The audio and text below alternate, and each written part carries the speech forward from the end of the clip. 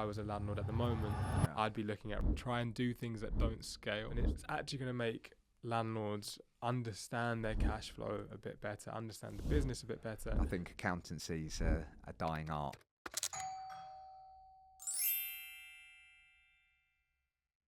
Hi, welcome back. I am Duncan Kreeger. This is TABU, and today we're meeting Arjun Kumar, and I'm going to be meeting Arjun at the same time as everybody else in the usual format, so we don't know much about each other. I know very little about your business, but from my point of view, the things we're interested in is what you're up to, how did you get to where you are, and what hurdles are you trying to overcome. So it'd be good if you could introduce yourself briefly, and then I'll probably just fire questions at you. So sounds okay? Good, Duncan. Sounds good. I'm ready. Yeah. And thanks for kind of having us on, and Pleasure. It's great to be involved. Yeah, brilliant. But yeah, just a bit about us and tax. Yeah. My background's actually as a tax accountant. Yeah. Whilst at PwC, I did my tax exams nearly 10 years ago now. Okay. And then we realised that the accounting model was was very much focused on outsourcing. So a lot of these big firms outsource all of their work to places like India, places like kind of Poland, etc., where they can get the tax returns done for much cheaper. Yeah. But there wasn't much technology. It was very much a human-led process. So whilst me and my co-founder, whilst working at PwC, we were like, why don't we just try and build something? And actually what we did was we spoke to some of the partners there, and they were like, no, don't worry, we've got a transformation team. Stay out of it. So we were like, all right.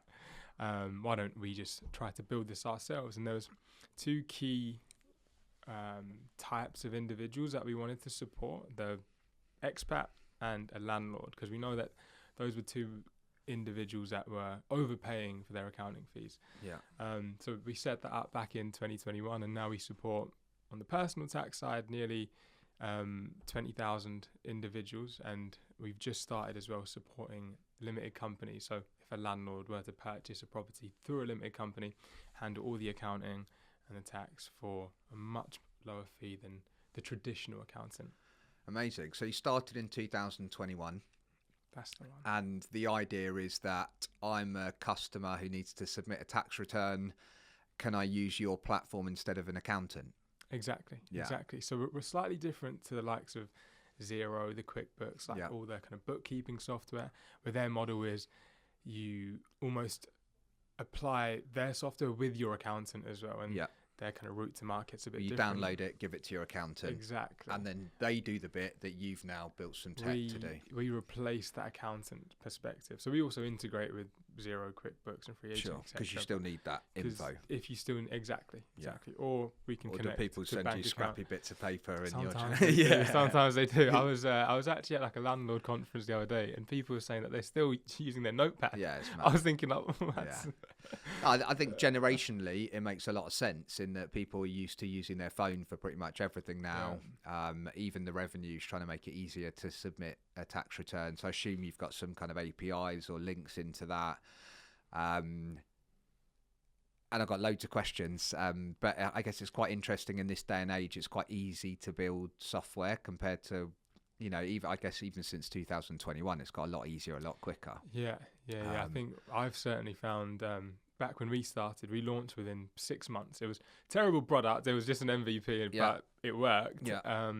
Whereas now you could spin something up in a couple of evenings. Now it may not have the same level of tax logic and the UI not be as refined. Yeah. But it's like with things like kind of vibe coding these days, it's easier to spin stuff up. So you and a co-founder, you own the business 50-50? We started that way, and then we took on some outside investment. We brought in another co-founder as well to do a lot of the kind of technical side of it. Yeah. And that's how we've grown so far. So what's the product look like basically? What is it, a kind of website you go to, or is there an app you download, or it's for an end user, if you like, right? Yeah, exactly that. So it's for the end individual that needs to file their return, or accounts, etc. Now it's all web-based, so you could do it off your phone, you could do it off your laptop. As long as you have a browser, as long as you have internet access, you're good to go. Yeah. It's intended to replace that accountant filing part of it. But we also support with the part that Xero does now. So like kind of bookkeeping, Fun. You can connect your bank account. Overall aim is tax compliance, like the tax filing. Yeah. Should be autonomous. Yeah. All the data's out there. Everything that we put on our tax returns is there in some way, shape or another. It could be in a crypto exchange, could be in a trading app, could be in my bank account. But the aim for us is, can we connect all of those dots, turn the tax return process into something that takes 10 seconds instead of 10 weeks. Because then it's just a case of submit. Once the stuff's in the right place, then the submission part should be the easy part. Exactly. And I still think as well, just to add, just because that doesn't mean that accountants should be taken away. That was my next question. Well, it's the death of the accountant, surely. Exactly. Why isn't it the death of the accountant? And I think that's where the accountant's role will change.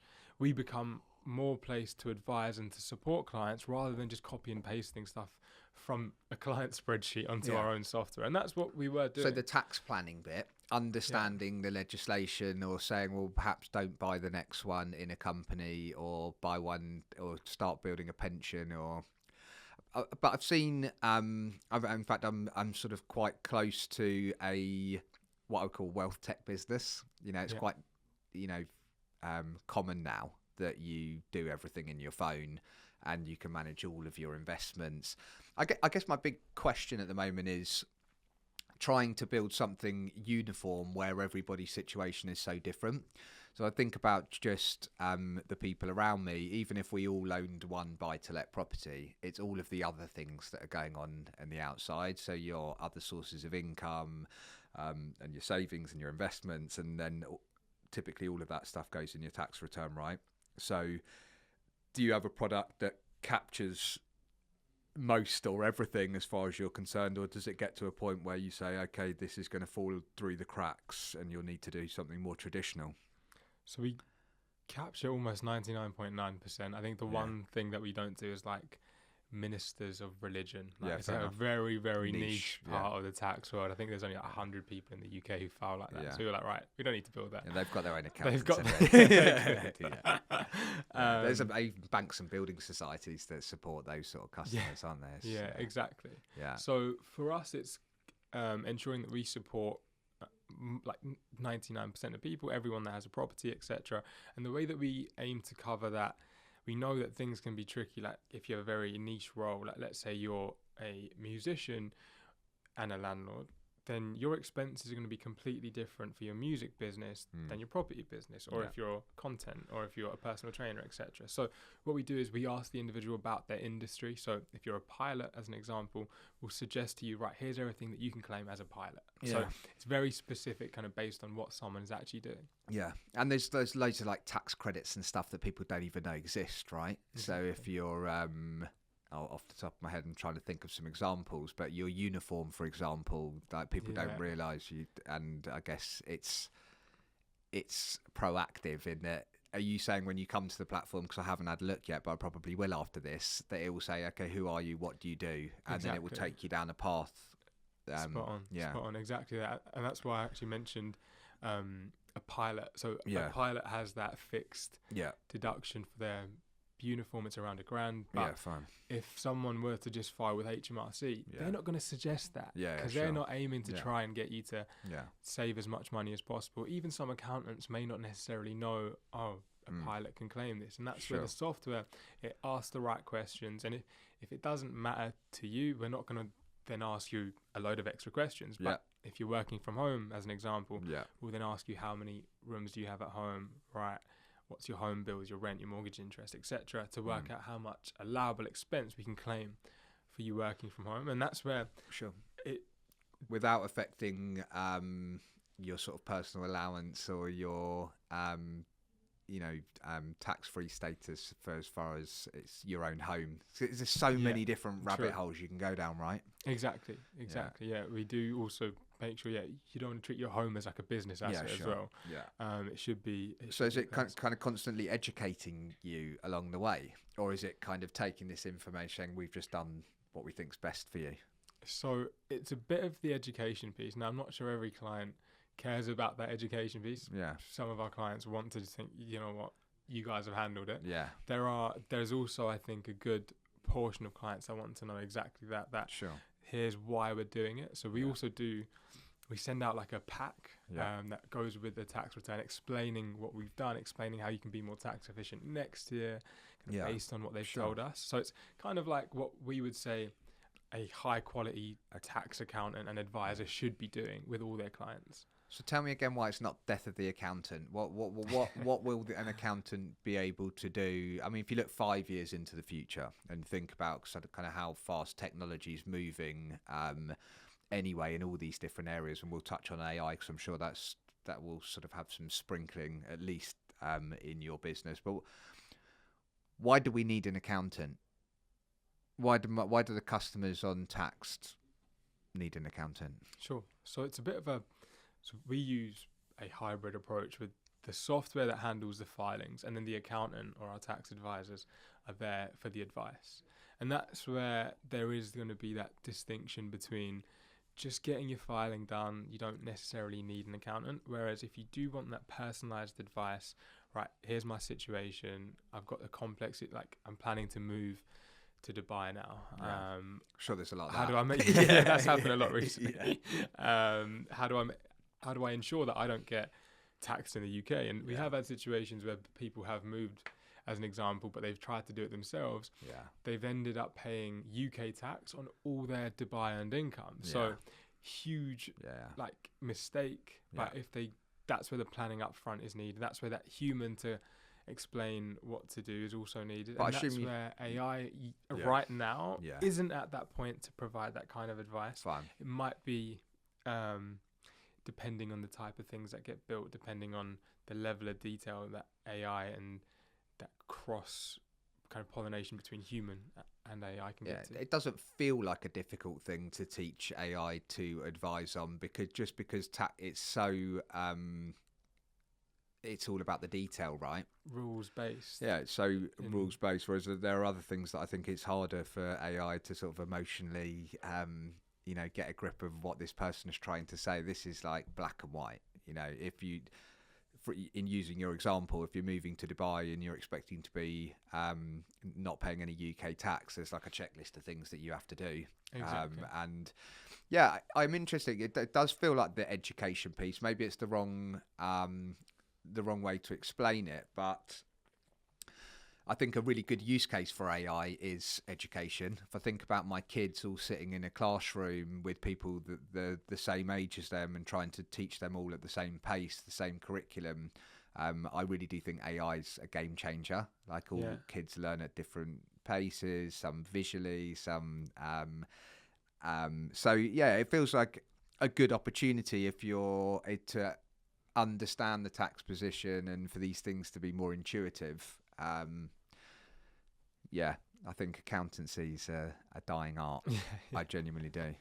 True. So I'm interested in the product. I think that's certainly what we've also seen, like from a stats perspective. I know that my old employer, whilst I was at PwC, there was a report put out, and it was like accounting is like at highest risk of automation. Yeah, sure.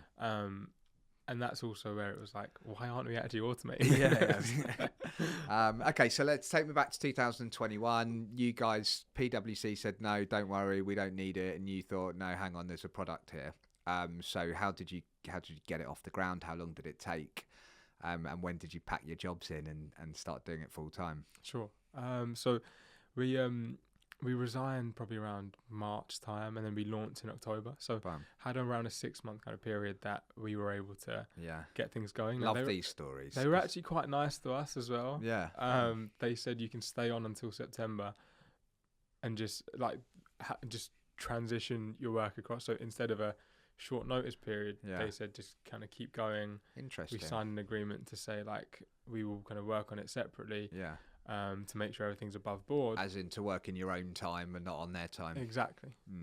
So that was great, actually. It kind of helped us to transition across into taxed. And then it was a lot of weekends. Yeah. To be fair, though, it was COVID, right? Yeah, so it was like, I'm not doing anything on the weekend. I'm not kind of doing anything in the evening. Yeah. So it was a good time to start a business. It was a good time to work with my co-founder. We would kind of come together at my flat, his flat, and just be working through the night, really. Yeah.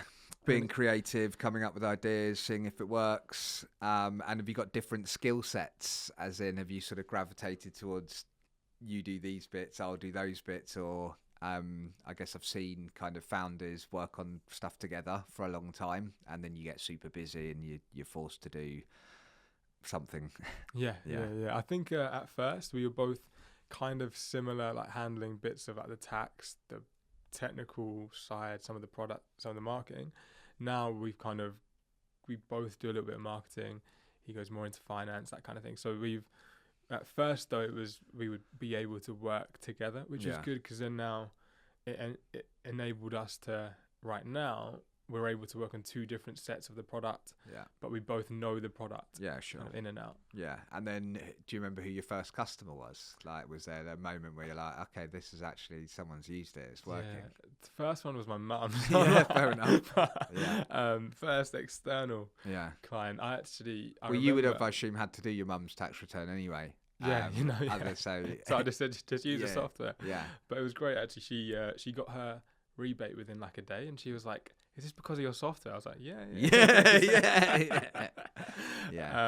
But then my first actual external client, they actually came and had quite a tricky situation with like pension contributions that were like not taxed at source. So it wasn't like a traditional salary sacrifice. And straight away that's the limitations. So when we first started, we probably covered around 70% of the tax market, and then I think what we found is more of our type of client, they're actually in the more rare cases. So landlords with pension, or like with kind of with a bit more tax tricky situations, which kind of makes sense now looking back. But I think when we first launched, our first kind of clients, we had to either help manually. So we would say, right, because you've already started your return, we'll just handle it. So then what we would do is just on the background, as a normal kind of tax accountant, just prepare that return. And I think that's where we just had to be a bit scrappy at first and just try to win the client. Handle the tax return. Looks like the software's doing it, but in the back you're it's filling in the forms, old school. Exactly. But then I guess every one of those sort of more obscure situations, you start to think, okay, well, we should build something for this, so the product just gets wider and wider. Exactly that. So who's actually built the tech side? So it was we brought in a co-founder. So we quit in March, and then one of our other co-founders, James, he joined in around April, May. And James went to uni with my other co-founder, so they knew each other quite well from uni, and I'd worked with James on something else prior to starting Taxed, so it was quite a weird, like, natural way that the three of us then started to work together. Nice. And James is great at anything kind of technical. He loves the code, and he was the perfect person to then kind of take it from 0 to 1. And then so September, first customer. Was that what it was? September, October, first customer, and then where did the next set of customers come from? How did the product start growing that way? So I think when we first started, we were trying a bit of like organic marketing, doing our thing on Instagram, some ads on kind of Google. We didn't really crack the Google stuff back then. I think that's something that we've learned to do over time, and various contracts. It actually takes time, right? People think I can switch it on and I'll get leads in, but then it's filtering through the leads and making the different sort of pathways to people being able to buy the product at the end. Exactly. It's a learning curve. It takes time. So I think the first year was it just helped us to validate, right, it actually works. It wasn't like a huge amount of clients. We did have, though, a property influencer who found the product. They used it, and then they just posted about it. And we were like, oh, right, that was great. And so that actually probably got us the most clients in year one. Really amazing. Was just from an influencer finding it. Yeah, that's incredible. And then, so how many people are using it now? And then what does it cost out of interest? So like, I guess it's a one-off. Well, you can tell me how many people use it. Or tell me first how much it costs. It's £99. Yeah. And so far across the years, we've had 20,000 people use it. So and theoretically, all of those people should then use it every year. Yeah. So most people do. Yeah. Most people now. You have some drop off. Some people, they don't need accountant to file. convinces them to come back. Accountant convinces them to come back, or they might be kind of moving abroad and they no longer need to file in the UK or that kind of thing. But then it's interesting just from a kind of customer acquisition standpoint, realistically, once you acquire a customer, assuming they stay in the country and, you know, they need to submit a return, I'm imagining, because obviously I haven't seen, I didn't know much about the product before, but it will be reminding you saying, well, actually, you're trying to convince people now to use it as an accounting, as like a bookkeeper. As a bookkeeping tool as well. But as well, for those who just want the end of year filing, it is just a tool that we would remind them to use every year, and all their details are already ready. So each year becomes a little bit easier. So even if you don't want to do the bookkeeping, the bank account connections and the more accounting work throughout the year, say you've got a simple return, that's absolutely fine. You can just use it at the end of the year. We'll ensure that you get the reminders, that you know how you can be a bit more tax efficient this year and help with the filing at the end. And is it more expensive to do the bookkeeping, or is it all within your annual fee? So we're reviewing kind of options there at the moment. To be honest with you, at the moment, the bookkeeping tool will be free for our clients within that £99. But then as MTD is a tax change from next April. Essentially it means that sole traders and landlords will need to file on a quarterly basis. So then there is going to be a little bit of extra work. So it means that you have to have your books done, you file every quarter. We're potentially looking at changing the fee for that to align with extra bit of support each quarter. But we also want to see what the extra work is. We don't yet really know what that looks like. I'm sure the revenue don't either. So hopefully they don't push it back as well. This kind of tax change was first, I think, meant to come out in 2017. Fine, okay. 8 years later, it's now coming. Still waiting, So I guess what's the aspirations for the business? Like, I guess the first question is, you've kind of got a business plan, a model that says we're hoping to get this many customers per month, per week, per year from these different channels. There's a kind of whole marketing piece I'm quite interested in. And then maybe after that, it's like, well, where do we think we can take the business? What's the size of the opportunity? Sure. I guess when we first started, we were very much focused on the personal tax space, and that's what we really wanted to nail. I think now that we've got to that point where we know, right, personal tax, we're doing it really well. The next phase comes from the tax changes from next year, MTD, but also supporting companies. I think that for us is a big opportunity where there's not really any software out there, or like a HMRC tool or Companies House, etc., that can handle your accounts. For example, if you have like a buy-to-let SPV, you're paying almost $1,000 for a traditional accountant to handle your accounts. Now, the SPV is a tax efficient structure, but when you're paying $1,000, it might eat into your tax efficiency. It might be better than keep it in your own name. So that's what we've tried to tackle now. So for that, we do the SPV accounts, everything, the corporate tax for $299, so a fraction of the price, or we have a few subscription options, like a £50 per month, and everything's done: your personal tax, company accounts, confirmation statements, MTD, basically a full package that, like, right, if you're paying this, all your taxes with us are sorted.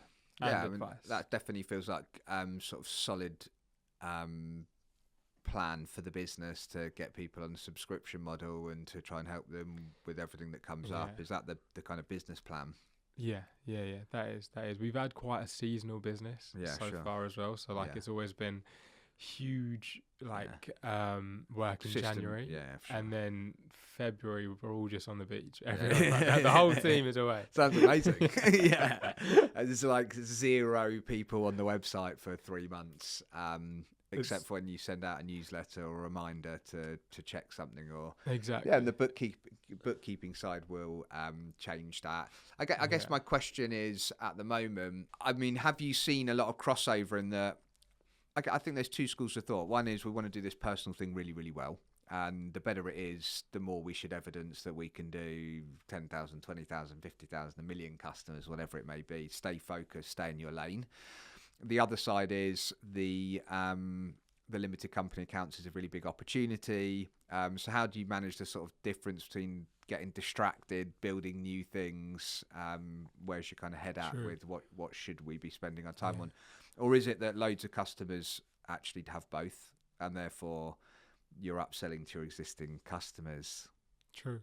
I think actually at first we got a lot of requests from our own kind of clients saying, right, I've got this company, can you help? Yeah. And at first it was like, no, we can't. But then my co-founder as well, he's a chartered accountant, so we both come at it from that, like, we can do this. Yeah. And we just add a little bit more human review at first, and as we get more comfortable that the tech is actually handling everything with 100% accuracy, we can like move the human review out of it. So and then I guess also that's the benefit of having that kind of co-founder approach is one of us can ensure that the personal tax, the current kind of product, is still improving and still getting better each year, and then the other can support with the new product and ensuring that gets built out. And we've got the marketing streams to handle that new type of client, which we've actually found is really different. I think when someone is filing their personal tax return,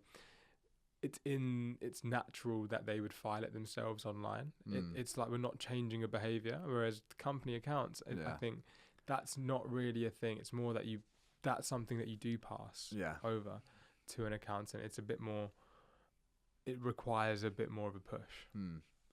Yeah, it's interesting. I mean, I guess an accountancy firm would want to buy you guys at some point if you're, like you said, kind of PwC should be doing it anyway. Ultimately, where you're coming at it is it's better for the customer. Obviously, it's cheaper because you don't have the same sort of level of manpower because the tech's automated and doing stuff for you. But also, just from a customer perspective, it's just much easier for me to get it done myself. I'm in control. So it's super interesting. Yeah. I guess as well, that's where we also are looking to prepare what we've built and almost create like an operating system for accountants. Yeah. So then any accountant can white label the software, but then use that to work with their clients. So then they still get the whole autonomous tax compliance. Yeah. And the human is still supporting with that relationship side of it, helping with the advisory, the tax planning. Yeah. And then if they like it, then they can acquire us. Yeah. And you mentioned, it's just where my head goes. And then you mentioned sort of partnering with different businesses. Who have you found the best source of introductions, or maybe that you weren't expecting? Where does business flow in from? Good question. To be honest, we've not spent too much time in partnerships till date. I think it's something that we've really started to work on in the last couple of months. But so far, I think we've seen a lot from letting agents, wealth managers, that kind of a thing, where they might have a client that needs to file their return. It's a landlord who they don't know the tax system. Yeah. They just need someone that can sort it for them. And software is a great approach because it's also affordable. It's not that they need to take out a loan to file their taxes. Similarly, on the wealth management side, we've seen a lot of interest from individuals where their tax or like their finance is being taken care of, and then they just need that tax partner as well. Yeah, it makes a lot of sense. I think ultimately, I mean, I think it's a great business because you're going to get fined if you don't do this on time, and the revenue will find you. They're sort of getting better and better at even if you're trying to hide, but they'll find you to remind you and fine you for sure. So there's that good motivation from the other side where people know, okay, I've got to do this. So how have people found you apart from going through those channels? Have you spent a lot of money on marketing? Is it something that I guess once you've evidenced you can do that, then it's just about putting your foot on the pedal. If you know you can spend £75 and bring someone in who spends £100 a year, then I guess you want to do as much of it as you possibly can. Exactly that. So in the past, we've been focused on the online marketing, on search engine ads, social media, a lot of the pay-per-click stuff. Yeah. And I think that's where we have kind of got to that point of, right, we're spending a lot now. What else can we start doing? What's next out there? How do we try to grow the brand as well a little bit more? We've tried various types of ads. We've done the kind of London Tube ads, gone on kind of TFL, that kind of a thing. But I think for us, it's almost migrating as well from that mindset of ad, click, client to growing the brand, and hopefully also then reducing that acquisition cost. Yeah, like you said, I mean, one influencer that posted about you without your knowledge fed a load of clients in, so that seems like a good strategy. You know, and then influencers in. So are a lot of people property owners? Is that the sort of big? Is that the big catalyst, or could you classify? You look at your customers and think, okay, lots of them are doing these types of things. Is it all property related?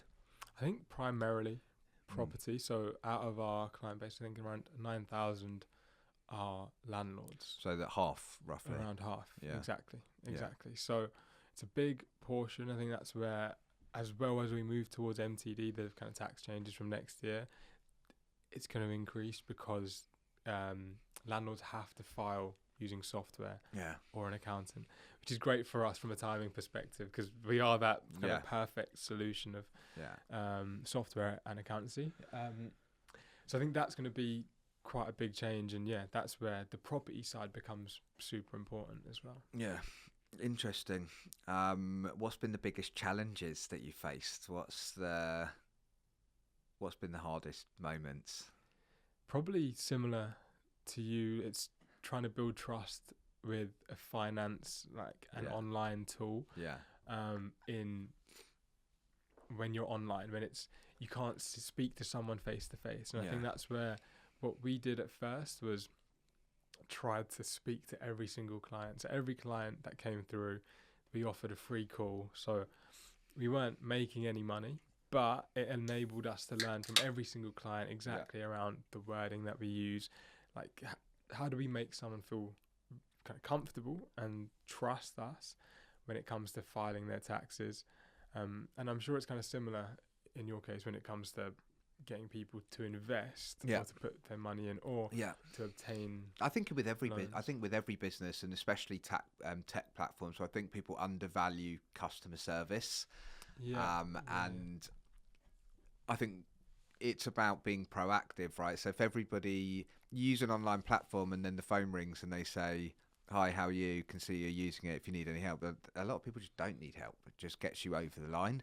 Knowing that it's a real business and there's people there, and I guess that's what a lot of your marketing should be around, is that actually it's not the death of the accountant.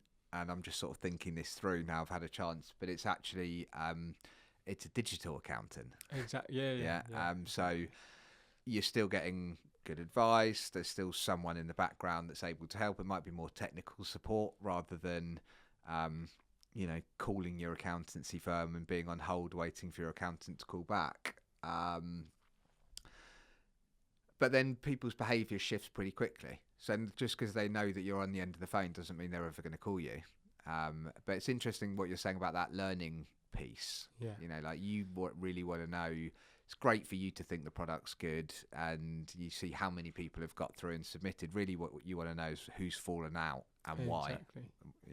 Exactly. I think there's a saying in the startup world to try and do things that don't scale. So, and I think that's what we did for the first year. It was just, it's not scalable to have a call with every single client, but we were able to learn a lot from understanding exactly how do we frame ourselves as an accountant, but it's also software. That kind of hybrid approach.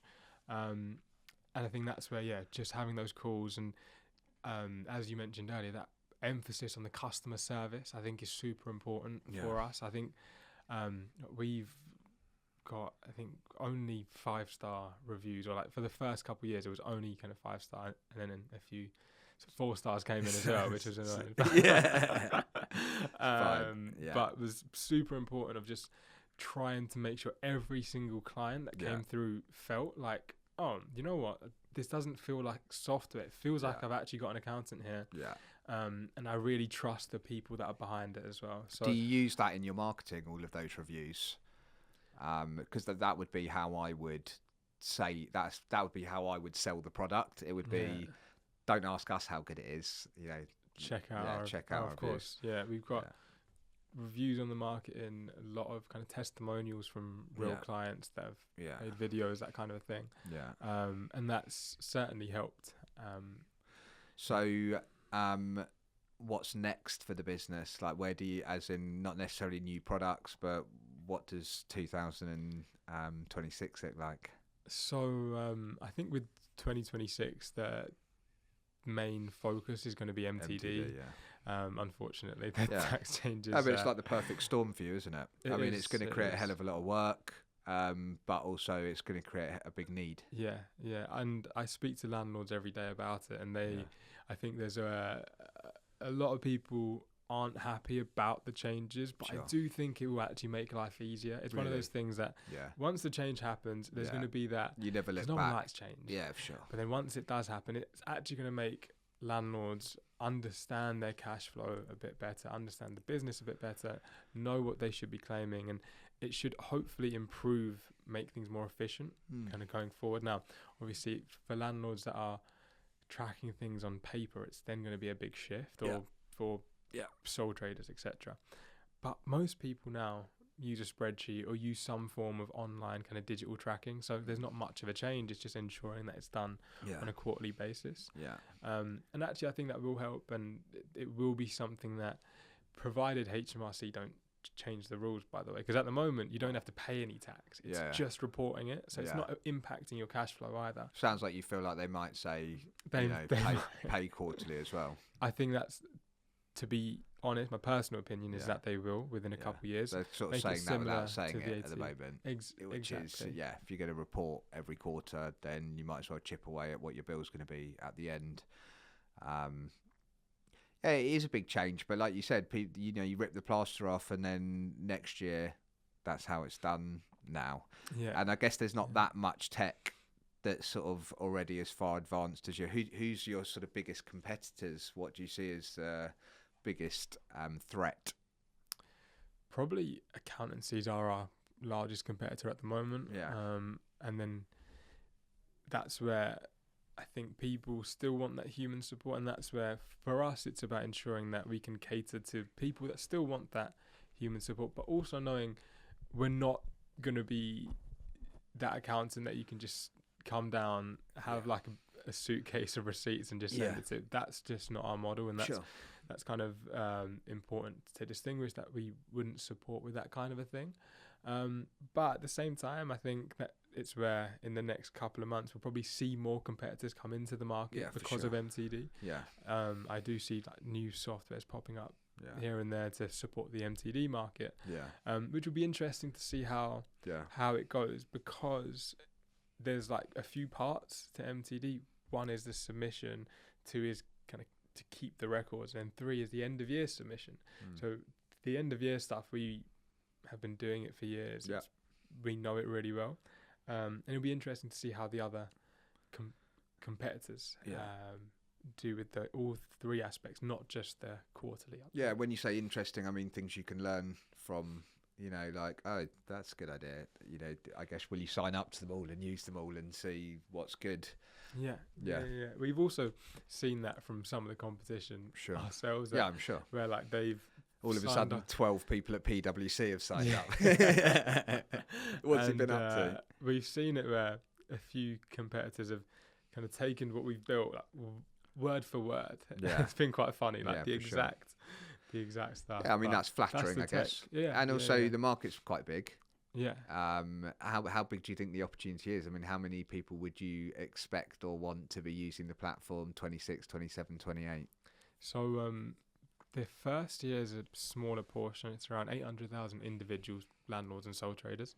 And then it increases in 2027. And then in 2028 is where it's the threshold for MTD drops to 20k. So if you're a landlord with gross rental income over 20k, then you're brought in. So that's where it's going to be a huge amount of people. So that's actually quite good timing for you as well. Like, it ramps up. It's a bit slower, so then we can almost the first year's almost, I don't want to say practice run, but like it's HMRC know as well, like this is going to be the first year that there's going to be more, something's going to break and more volume, and things will break. Yeah. It's quite probably like inevitable. Yeah. We had a call with HMRC yesterday, and they're still working on some of the APIs. Some of them won't be ready until April 2027. So it's still kind of in progress, but which I think is a good thing as well. I think it's good. Separately, on like a political level, I think it's good that HMRC are leaving it to the private sector to handle the software, handle the support, because I think when it turns to HMRC, you're left on hold for 6 hours and the actual service isn't great. So let others deal with it. Yeah, interesting. So do you guys need to kind of raise money to put your foot on the pedal? Is there kind of a plan to do that? I'm interested to hear about that journey of, I guess there's the product and then there's the business side. And I'm interested in like kind of what other hurdles do you need to overcome on the business side, growing a team, bringing people on board? I mean, how many people are in the team? We have a team around 10 at the moment. Yeah. I think with a few kind of contractors, maybe 12, 13. Yeah. But yeah, so we're a small team, a few of us in London in the office, and then 5 remote around the UK and the world. Yeah. And does the team need to grow much as the business scales, or is that kind of the beauty of the tech doing the heavy lifting? So that is the beauty of the tech. Yeah. We do need to grow the team a little bit to handle some of the support and the service side to ensure that we still have that exceptional 5-star level kind of quality. But it is something that we probably, it wouldn't need to scale as much as like a traditional firm, right? Yeah. One accountant can handle hundreds of clients instead of 10 or 20. Yeah. And that's going to be a big change for us, I guess, in the next couple of months and years as MTD approaches it. There's more kind of volume, there's more support, there's more queries. So there is an area of, from a business perspective, that we will be expanding. And then same on the marketing side as well. Yeah.